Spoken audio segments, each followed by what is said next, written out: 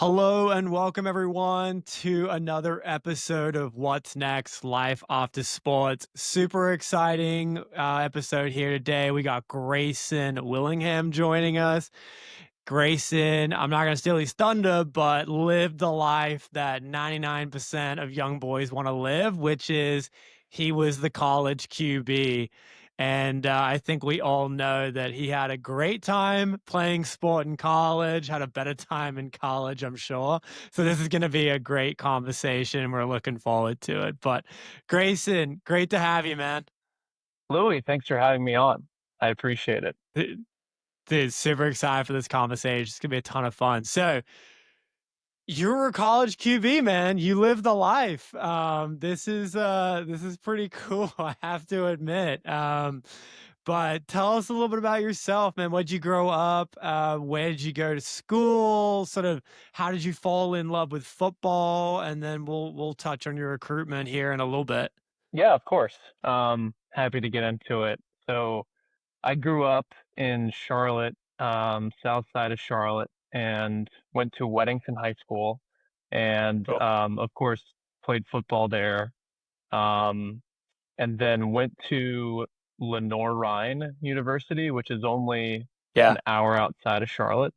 And so I played there for really 5.5 years because I redshirted my first year and then COVID was the thing. So I had an extra year left to play. And it was, going back to my high school career, pretty up and down. But I was able to start my senior year and get at least a little bit of film. And then,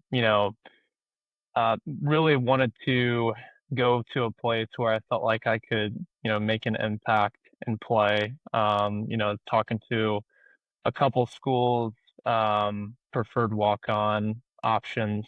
But then I thought about it, prayed about it, and really felt, led to go to a school where I think one, getting your school paid for is nice on scholarship, but two, having the opportunity to play and, just to make an impact, right off the bat, was good, was good. So that was kind of my thought process there. But, I had a great time. I think Lenore a pretty niche school. It's a small school, but there's a lot of special people around. The alumni base is really strong. Met a lot of great people. Actually went through three coaching staffs there, so I met a lot of different coaches, Wow. and just had some different experiences. So I mean, all around, it was a little bit of a roller coaster, but we can get into it. But I had a great time overall. Dude, that's awesome. So, talk us a little bit. Did you only play football growing up, or what else did you play? So I played a little bit of baseball, Okay. not to the level that you played, but I played in, little league up until middle school. And then I had one tryout my eighth grade year, I think, where I couldn't even throw the baseball from third base to first without throwing my arm out. And so that never happened with the football. So I kind of just stuck with football. So I started playing football when I was probably 9 years old. So it was really something that I did for, my whole childhood pretty much, up until college. So it was always the goal for me to play college football, and I did want to play professionally, but that was not in the cards, but I had a good time. That's awesome. I love it. Yeah, we'll touch on that professional aspect here in a bit, but talk us through your experience in college. So, you get to school, you're a freshman. Did you play as a freshman or ride the pine? Like, what was your experience there? Yeah, so I actually redshirted my first year, which, in general, I think that's a pretty good option, especially with the sport of football, just because it gives you a year to, hit the weight room, eat a lot of food, and grow, and not just physically, but also mentally, in the game. Because I'm sure that, your experience with baseball, it's just another level of, complexity with, strategy and just how you think about the game, how you game plan. And so I think in general that was good. So I redshirted my first year. And then my second year, I was second string, and it was just, again, a little bit up and down. As a competitor, felt like I deserved the nod to go play. But, again, it just was not in the cards that season. So and after my first two seasons, we only won 6 games total in two seasons. So that coaching staff actually got let go after my second season. So I felt like I had developed a lot as a player. So this was me as a sophomore. And so there's a lot of uncertainty when a new coaching staff comes in and you just don't really know what the game plan is, like if they're bringing in their own guys. Like I'm sure obviously you've been through it. And so there's a little bit of uncertainty there. There was an option for me to go transfer to a similar small school or transfer to a bigger school to go walk on. There were just a lot of options. But it turned out they had a coach come in who now is the offensive coordinator at Navy, who just did a tremendous job. He brought in, his staff. They did an excellent job just setting the tone with culture. They brought in a great strength and conditioning staff, and really set the tone for the next 2 to 4 years that I was there. Even though that staff was only there for another 2 years, because I feel like at a smaller school like that, you either have success or you don't have success, but you're usually in and out, within 2 to 4 years. And so it was good though. I met a lot of really, really good coaches and made a lot of great relationships. So I had my first year starting was my junior year, so I was a redshirt sophomore. And I pretty much started for the rest of my career. That's awesome. Um, didn't you guys, correct me if I'm wrong, but you guys had a couple pretty strong years there. Yeah, so my first and second year with starting with Coach Chronic is his name. He's the OC at Navy now. We won conference both years, and then ended up making it to the quarterfinals. And both years we lost to the eventual national champion. So I think we strung together some good years. We won a bunch of games. Um, had a lot of fun, made some great relationships. That's awesome. Love that for you, man. That's great. So, talk to me a little bit. So, that's athletics. Talk to me about the non-athletic side of being a Division One, sorry, a college athlete and a college quarterback. So, I mean, you really lived a pretty cool life, I have to admit. Like, talk to me about that. How'd you juggle athletics, school, social life? What'd you major in too? Yeah, so I guess starting with juggling different responsibilities. And so I think you probably went through something similar. I think the NCAA does a good job of really like making sure that you maintain a certain grade point average. And I think Lenore Ryan specifically, like they made it so that when you were a freshman, you had to do study hall. So like academics never has been really a point where I struggled a ton per se with academics, but it was good. I think really just being a young man growing up, having the structure is really important because you're able to tackle things that are important, but you're also able to prioritize your time. And I think juggling all of that definitely is a challenge. I think when you first start college. But you get used to it and you have coaches along the way helping you with prioritization of time.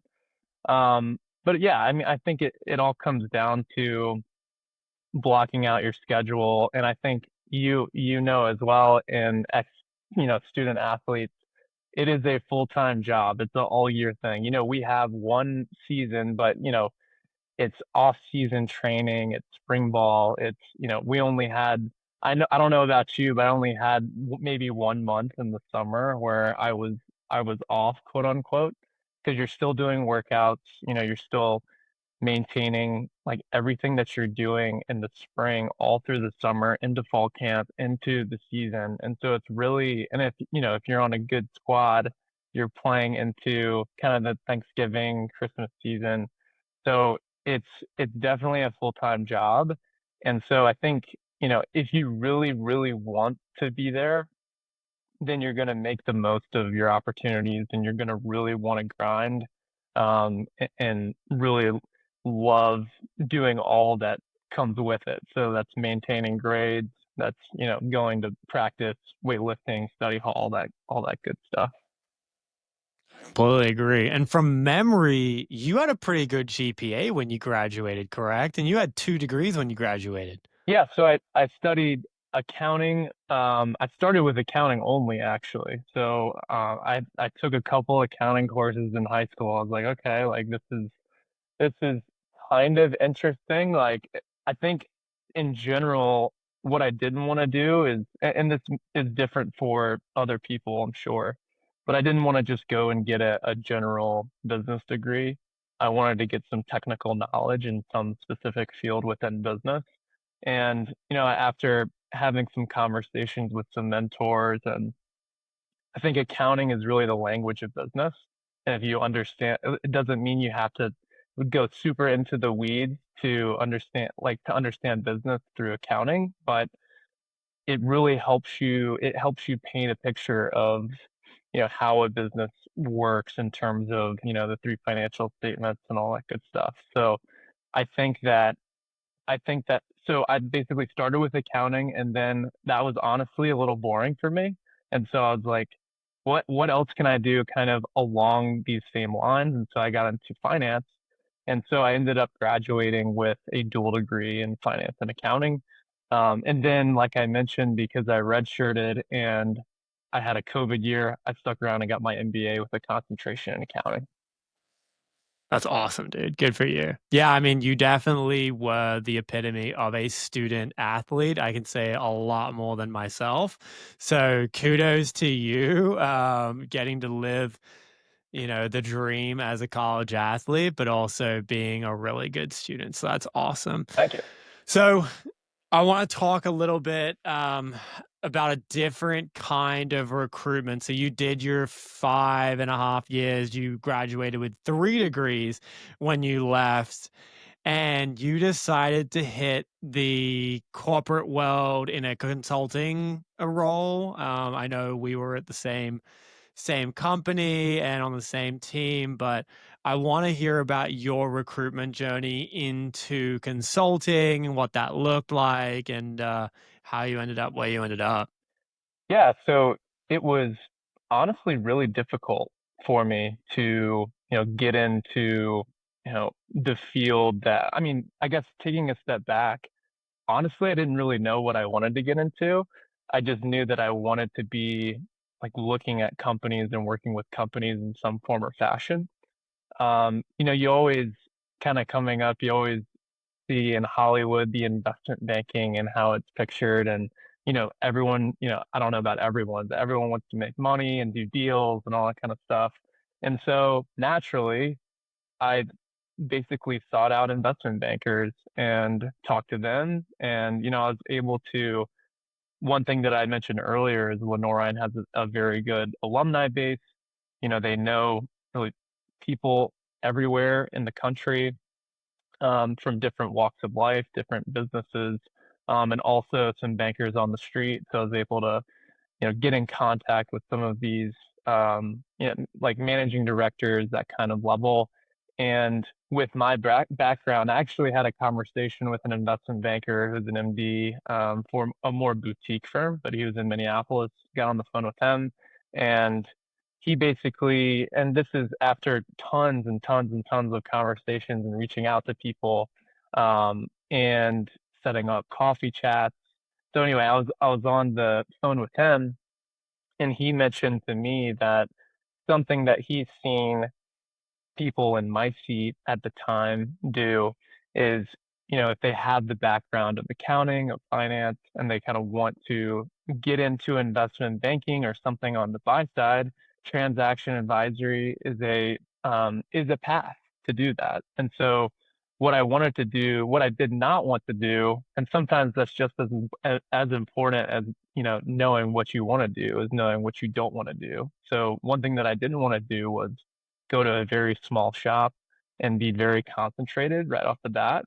And so Grant Thornton, we both worked at Grant Thornton, but that checked a lot of boxes. It was transaction advisory. We were doing valuation. We were looking at tons of different companies, not very concentrated.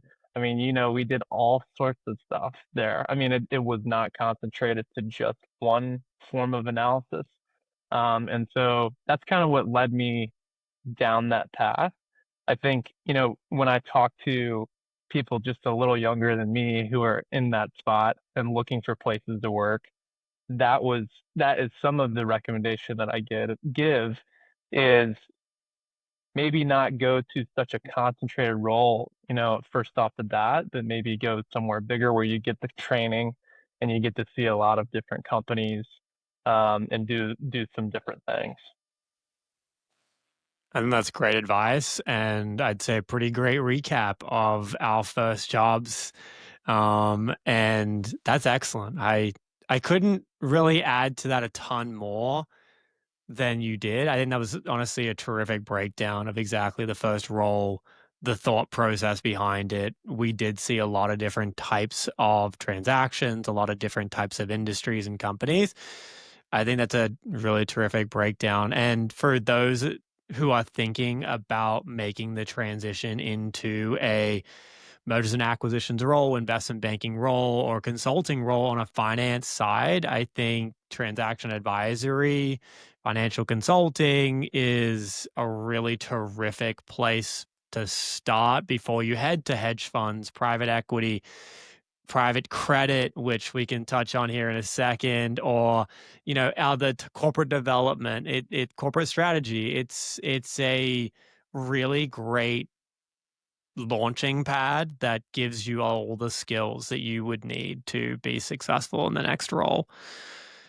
With that, you left after I'd say a few years and you decided to pursue a role in private credit. So we're not talking about on campus recruiting now. We're talking about, hey, I got a network for a real job on my next phase. And I'm super curious to hear about your experience there because I know you were hard at that grind for a year or so looking and networking. So I want to hear about that experience for you and some key takeaways that you think would be very helpful for others who are looking in the future to make a transition and need to know how that whole networking process goes for a job.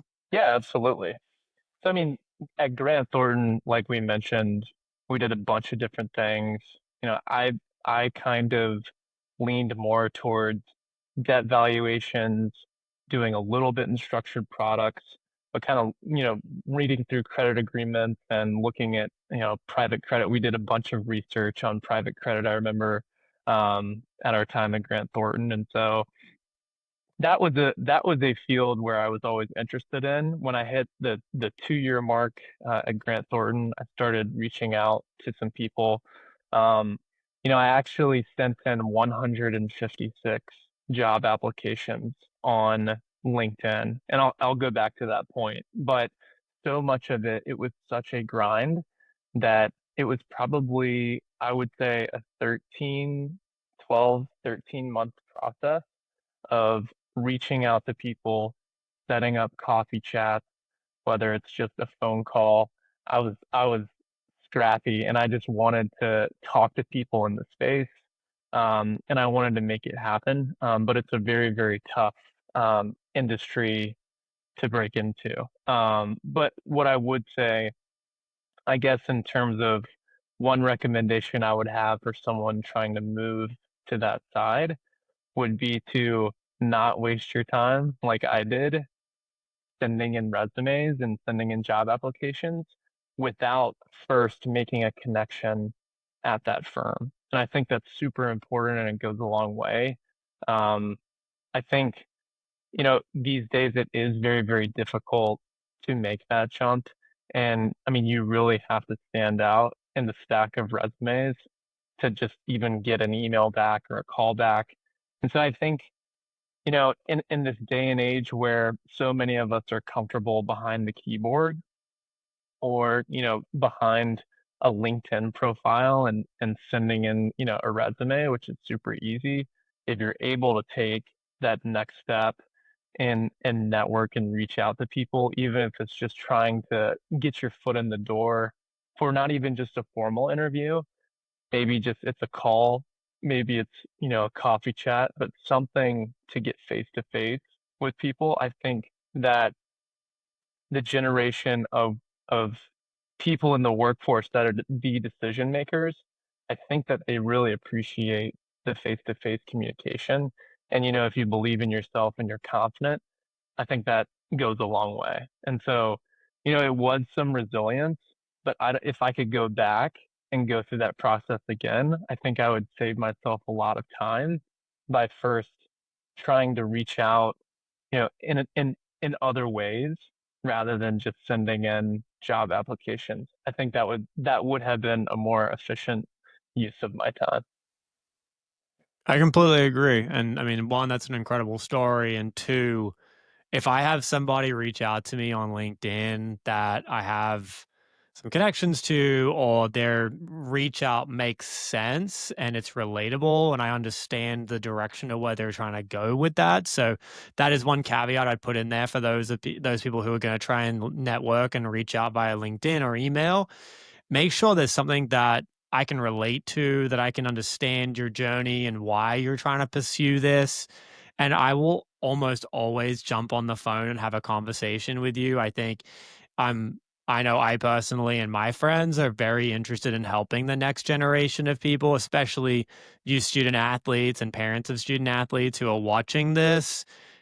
LinkedIn outreach and email outreach is super powerful if you're networking for a job, but just do it in the correct way and make sure it's understood what you're trying to get to and what the goal is, why that goal is yours.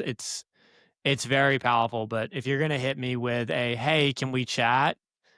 It's probably not getting a response, I'm gonna be completely honest with you, but, yeah, any advice you'd give there? Yeah, I think on that point, like you don't know what you don't know. And so if you feel like that's all you have to say to reach out to someone, you probably have not read enough and you probably haven't done enough research. And so on what you want to do. And I was in that camp too. But sometimes it takes reaching out to people and just asking them what they do and why they like doing it. And because I don't know about you, but coming up through college, you just thought investment banking was just the same thing. Like there are so many different forms of investment banking and like different sectors. Like it's just the world is so big, and I didn't appreciate that at the time. And so I think also too, it is all, especially this day and age, it is all out there for you to read about and to research. And so anyone can get on ChatGPT or Grok, anyone can Google, and just a quick Google search will answer a question for you. So I think the more, and obviously you're not going to be 100% prepared for every conversation, but the more you can do in the background, like the more passionate you are about it, the more research you do, the more reading up on it before you have those conversations.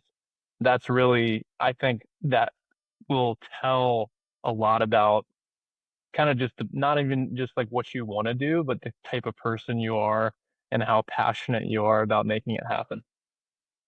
I completely agree, and I do think that's an area that ex-student athletes and current student athletes have, I would say, an advantage of. You, generally speaking, are a self-starter, you're pretty industrious, and you're able to work within teams. That means you can network pretty well and have conversations, so I do think that is an advantage for a lot of student athletes and ex-student athletes in that area, and I do see them thrive quite frequently in the networking space for professional jobs. I mean, definitely in my space. I know we're in slightly different spaces now. You're over in the private credit world, and I'm over in the management consulting world. But Yes, the student athletes, generally speaking, are very good with teams and communications and networking. But I would give one piece of advice, which would be during your outreach, be very pinpoint and very clear about what do you want to achieve from the conversation, and why you want to go after the job. And it will be received most likely really well, and people want to help. I think that's one thing that is not really talked about enough. People really want to help, and there are some bad eggs out there, but I do believe that the vast majority of people want to try and make the next generation's life easier, and it's something that I know I benefited from. And I think, you said you had about 150 applications. I think I probably had somewhere between 100 150 conversations, either phone calls, coffee chats, or lunches, looking for my first job when I was looking for my first investment banking job with Cambridge Wilkinson. And even ending up at Grant, I think I had hundreds of conversations with that. And I think that is something that cannot be understated enough. The resilience you need to get through those conversations and continue to persevere despite there will be a lot of people. I cannot sorry, I cannot emphasize this enough. There will be a lot of people that will say no, but there will be a lot of people that say yes too. So look for those people, look for those supporters and backers of your career, and people who will invest in you, because they will help you go a long way. Yeah, yeah, I totally agree. And like resilience just goes so far. And and it's funny, like some people will say no in different ways. It's like Oh yeah. you just have to push through. Let me get back to you on that one. Yeah. Yeah, yeah, That's a good one. let yeah. me let me circle back on this. But yeah, no, that's a good one. Talk to me whilst we're on this conversation. Let's talk about translatable skills. What was some really good translatable skills you took from football into the corporate world? Yeah, I think really the easy one is just work ethic. Like you just sometimes um I just think like if you just bring your best self to work every day, and I think if you just grind it out, and if you're not just working hard, but knowing, being very intentional about what you're working. Like it's different. Like hard work doesn't mean that you just do busy work like crazy. Like if you're doing that work, if you apply hard work to intentionality about what you're doing, and as long as you're learning through the process, I think that's really the biggest thing, that's the biggest key that I brought over from being a college athlete. Like an example would be picking out something in your game, maybe watching film of practice that that you struggle with that, and being very intentional the next day and the next day and the next day, really practicing that before the game, let's say, then that just goes a long way because that stuff has a way of compounding, and you just become so much better over time if you're intentional about not just working hard, because I feel like that's very cliche. And I feel like no one, all these college athletes, they're there for a reason, and it's because you worked really hard in high school. And so once you get to college, you're like, oh, okay, a lot of these guys worked really hard. Some of them are just really talented, but it's really what separates, I think, is really working hard and intentionality on what you're working hard at. So I think that would be my biggest takeaway. I would agree. I think when you get to the corporate world, and especially, I mean, we started in our consulting roles, you really don't know a whole lot, but that's kind of the point. Over the next 6, 12, 18, 24 months, you will. And you'll go from being someone who is putting in financials to a model to being actually able to do the model to actually the person who'll end up reviewing the model and helping pick the assumptions and poking holes in the assumptions. And then, you know, 2, 3 years later, all of a sudden you're like, wow, I'm not awful at this anymore. But Yeah, I don't think anybody, just like, I mean, some people wake up and can really throw a football really well, or they can run really quickly or hit a ball well. I don't know if there's a ton of people, except for one of our good friends who came third in the world at the Excel Championships, actually wake up every day and is really good at Excel or is really just an amazing modeler out the chute. It's something that takes a lot of time, a lot of effort, and like you said, intentionality to become really good at this. And I think that's a great point. Like building off of that, if you think back to your baseball career, I I was similar where I started when I was really young. And so year after year after year, you're just building these skills. And then you get to when you're an upperclassman in high school, get into college, this becomes second nature because you've just grown, and it's compounded growth. You grow through your whole career, you build the skill set. Like, yeah, this is second nature because this is all you've known and all you've done. And so I guess moving to what I probably could have done differently, like going into the working world, is I had such high expectations of myself in the transition. To your point, a lot of times you just don't know what you don't know. And so I feel like I didn't give myself really enough grace sometimes when you're making that transition. You're expecting to just to be a top performer, know exactly what to do, how to do it, take work and, immediately make an impact. It's like get take take a breath, take a step back, and it's just going to take time. Like obviously you're a hard worker, but just apply yourself in a way where you're learning along the way and you're not expecting to just lead client calls or go to meetings and know what you're talking about because you don't know what you're talking about, and it just takes time. And it's not like you've been doing what you're doing today in the working world since you were 9 years old, so it takes time, and you just build day in and day out. And I think as long as if I could go back, I would have a little bit more of that attitude of, hey, I know it's day one, but I'm gonna build from this and I'm gonna learn and grow. I completely agree. And I think back to the very first project that you and I ever got thrown on together. And man, was that a cluster. That's for Neither of us knew what was going on. I was supposed to know a little bit more.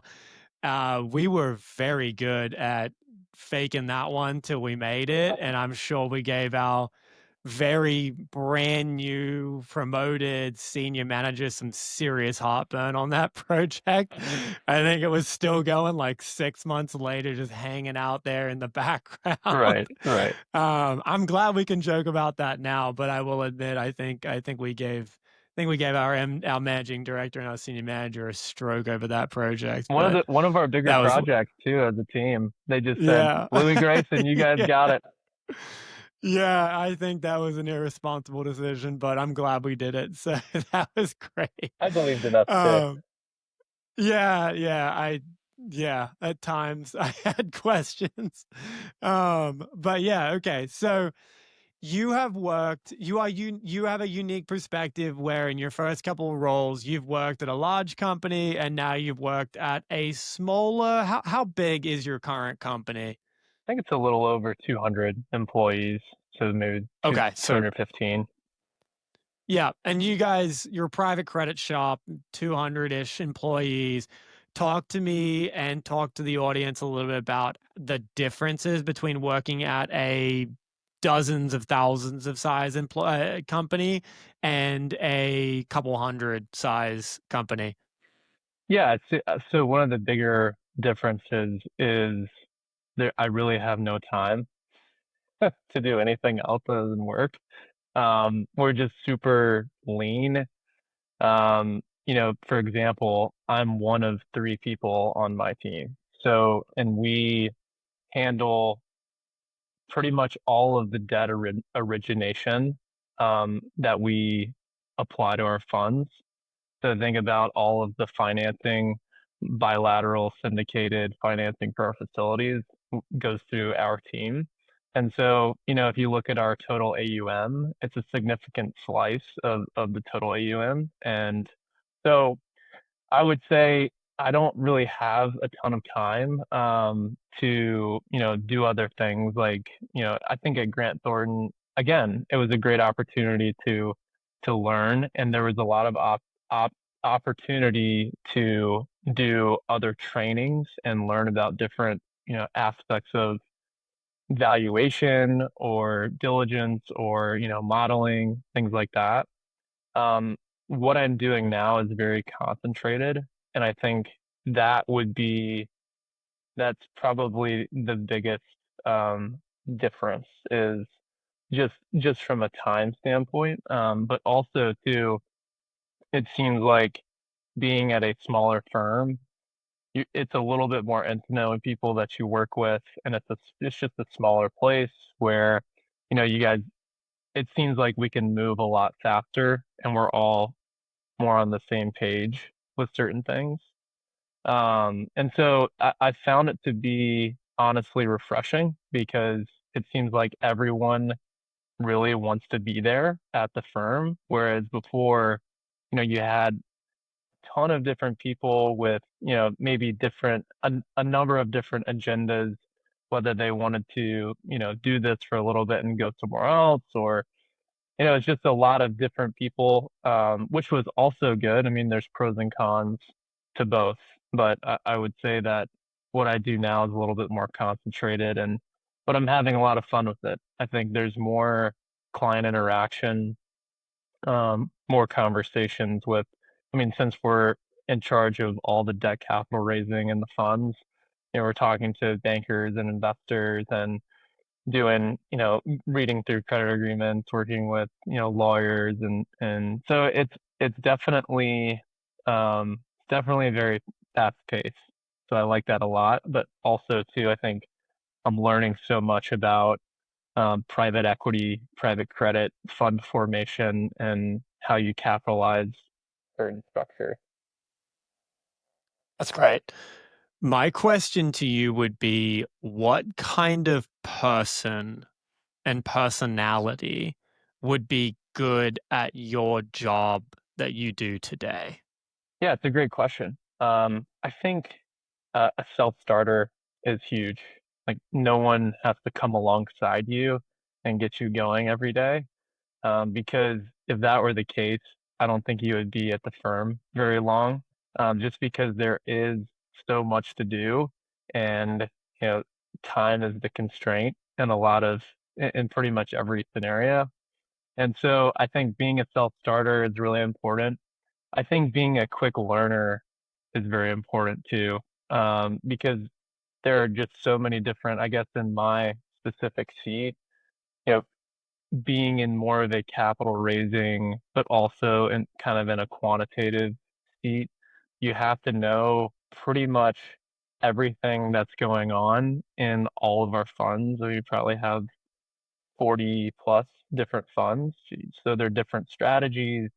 We invest all along the capital stack, from first lien, senior debt, all the way down to equity. And so it it is a challenge in terms of the amount of information that's thrown at you, especially when you first start. But I think being a quick learner and being able to adapt is has been important, to the role and just helping me get up the curve. And you're not going to learn all of it on day one, but again, it's just bringing your best self to work every day and being a continuous learner, I think is very important. That's great. I would say being a student athlete, you have to be a very quick learner for the most part, whether it's in your classes or learning plays. If you're on the football team, I mean, obviously being a quarterback, you had 3 coaching regimes, you said. So, I mean, you're having to learn a lot of different plays and a lot of different systems. So, quick learning sounds like at this point it's kind of ingrained in you. But yeah, I mean, that's good feedback. Love to hear that. So, when we talk and think about our teammates and friends that we have, I know when I think back to some college teammates that I had, and some guys who I played with for a very long time who were fortunate enough to play in the major leagues. But I have a lot of buddies who, the vast majority of them, have had to move on and move into the corporate world or entrepreneurship or the trades. For you, when you think back to some teammates and teammates you had, and the people that have made really successful transitions, what are some of the common traits you've seen? And talk us through like why you think they were successful in their transition to the next phase of life. Yeah, it's a great question. When I think back to really some of my favorite teammates, they were guys that I just felt like I was getting better when when I was around them. And so these are guys that, not only obviously enjoy game day, enjoy playing in front of, in my case, like 10,000 people, not a ton, but a packed stadium. And, um, they not only did they enjoy that, but they enjoyed every single aspect of the game. And so that was film study, that was taking care of your body, working out, you know, getting together with teammates, even just, socializing with teammates and building bonds together. I think that's what they enjoyed the most. I know that I enjoyed that the most. Obviously I loved playing the games, but they enjoyed everything else. So, I mean, I guess going back to your question, the ones who made that transition so well are the ones that enjoy the process of and just really the challenge of everything else other than, not other than, but in conjunction with game days and performing and doing, the big stuff. It's all about details and all about enjoying the process. And so I think that would be the thing. That's kind of the common denominator with those certain guys that I still keep up with today that have made the transition is they really enjoy, not just, let's say if you're in a job, making a deal, but you enjoy the prep work, you enjoy reading, you enjoy researching, you enjoy everything that comes before and after the deal, so to speak. And so you just enjoy the process and you enjoy the challenge of it and you enjoy the grind of it. It's like you're not just on the team to wear a jersey and get the swag and wear all the gear. Like you're there to get better and you're there to be a continuous learner and you're there to help other people on your team succeed. And I think that starts with really enjoying the challenge of, the day-to-day grind of everything. That's absolute gold. I couldn't agree more. I mean, I do know there were some guys there on my teams that I had throughout the years that were, hey, I'm on the baseball team. I'm here for some cool swag. I'm here for some cool fans. I'm here for some social aspects of being on the baseball team and the perks there. But I mean, when things got hard, they were long gone. And yeah, I think some of those potential personality traits have translated into the next phases of lives. And I couldn't agree more. The ones that really showed up every day, did an amazing job in the weight room, did an amazing job in the classroom. They have gone on to some really successful careers so far. And I mean, I know I'm rooting for them and I'm very excited to see what they do with their careers. So that was great. Talk to me a little bit about your relationship with football now. Yeah, so it's funny. I don't know if you had this same initial attitude towards baseball, but it's almost, you get done with it and you're just like so turned off by the sport. You like don't want to watch it. You're just like, I didn't like this anyway. Like this is horrible. And like it's strange, but that was an emotion that I felt. It's like I don't even want to watch this on TV anymore, or I don't even want to like be a part of it anymore because I think I was dealing with something that was a little bit more internal where I wish I was still playing. And it was such a huge part of my life for so long that it was tough walking, and we all have to walk away at some point. We all have to hang up the cleats. unfortunately. But that's when you pick up the golf club, right? Um, but and I think, a couple years passed when I still had that, attitude toward it, but since then I've started coming back around and, I've started being more involved. Like again, like I mentioned, I had three different coaching staffs, so just keeping up with them in their seasons almost keeps me alive in the game. I mentioned that my OC head coach is at Navy now, so I keep up with them. I have a old head coach is at Toledo now, so keeping up with that staff, and then, just a bunch of assistant coaches that have made, an impact in my life have just spread all over the country. Like a couple are in the NFL now, um, a couple are on the West Coast, and so really just it's become more of a relational thing for me, keeping up with some old coaches. Um, you know, me, similar to you, I'm very busy with work and just have a lot going on right now. But ultimately, the goal is to get back in some form or capacity in probably coaching. Whether that be, I'm really there's not a certain level that I'm really thinking of. I just kind of want to get back into the game and give back, especially at the quarterback position. I feel like I have some I have some wisdom to give some kids on that position. So I think that at some point I'll look to get back into it just because it was such a big part of my life and I mean, I wouldn't be the same person I am today without it for sure. I completely agree. I think the first time I went to a baseball game after being done with it was like 3 years later. And I think I was forced to go because it was our work outing and Yeah, our yeah. managing director booked it, and there Yeah, was no way I couldn't go.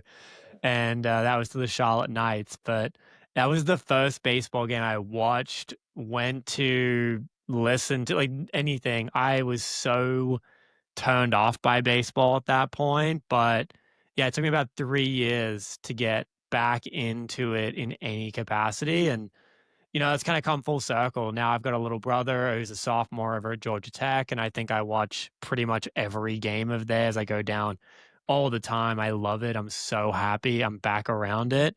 I think there are moments where I'm like, dang, like I kind of miss this. Maybe I should have gone into coaching instead of getting into the corporate world. But as a whole, very happy with the transition and very happy that it's come what feels like almost full circle now, where I feel like I have a healthy relationship with baseball. I don't feel attached to it. I feel like I enjoy watching a game now. Like went to the game yesterday with Georgia Tech and University of North Carolina, and sitting there in the stands thinking about the strategy of the game, I think I was sitting there just talking to my wife, like, oh, I know what he's going to throw here. And lo and behold, he threw it. And I was like, see, look at that. Not just a hat rack. I love it. But yeah, I mean, it's a lot of fun. I do really enjoy having a healthy relationship with sports now. One of the things of this, entire podcast is developing a healthy relationship with your sport, but also developing a healthy relationship with yourself. And I know, as you mentioned, we both have very intense jobs and kind of chose that path. And I would say for anybody graduating or has started their career in a more intense career path, be on the lookout, be watchful, be careful of burnout. I know I've gone through it a couple different times. I'm sure you have as well. But, keep your head on a swivel. Don't let your identity become wrapped up in something else that's not your sport, and just taking the whole sports identity and just wrapping it up into something else. I mean, you don't want to do that. You want to develop a more healthy relationship with something. And I know we're both on the pathway to doing that between, our families, faith, and just trying to develop a more healthy and holistic view to the world and ourselves. But do you have any insights there you'd like to share with people in their identity after sports? Yeah, I think you really said it best. I think trying to, I think life brings its different phases. and I have very uh, limited experience relatively. But I mean, at some phases in your life, you're going to be overbalanced in some areas, and I think that's okay. It just you need to find a way to get back to center, So it's like if you're way over your skis and something, it means you're not giving attention to something else, and it's a constant battle to stay centered and make sure that you're giving what you need to give attention to in your priority list, everything you need to be doing with that. And so I think, again, I think that there are phases in life where you are going to be, called to, work a little bit extra hard in some form or capacity. But it always is a constant battle to come back to center. And it helps too, having good friends like yourself, just to help you stay on track and really help you have a priority list, but make sure that, like, you said it best, when your identity is not the job. Your identity is not, even though it feels like the sport if you're in college, it's not. And not having your identity wrapped around in that is extremely helpful. I agree. Well, hey, this has been absolutely excellent. I cannot thank you enough for taking the time, Grayson. This has been great. I know we're well overdue to get back on the links, so you can hand it to me again. I'm looking for. I know.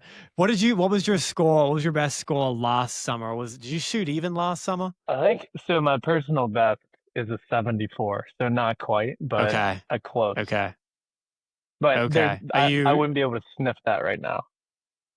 I couldn't agree more with that statement. I don't think I could sniff, I mean, even the fairway right now, but let alone but I will say the best part of my golf game was the recovery chip and putt, Jordan getting Spieth off the tee. 2.0. Dude, I mean, we had some times there with Matthew that he would just shake his head in disbelief out in the trees, and yet it makes par. He's just, what is going on here? That was my favorite part. That was the most satisfying part of playing golf with Matthew and Brian. Matthew just wouldn't say anything. He was just so pissed. Yeah, it was great. It was amazing. Well, hey, again, this has been a lot of fun. I owe you a round. This has been absolutely tremendous. Thank you so much, man. And to those of you who tuned in today, thank you for staying throughout this. This has been a lot of fun. Really appreciate you all and looking forward to the next episode. But for now, thank you so much, Grayson. It's been amazing to learn about your career as a college quarterback, but then, going into consulting and then moving into private credit and all the incredible pathways that you've taken and journeys you've taken throughout this. So thank you so much, man, for taking the time here. Really appreciate it. Thanks for having me on, Louis. This has been great. Thanks, man. Thanks. See ya.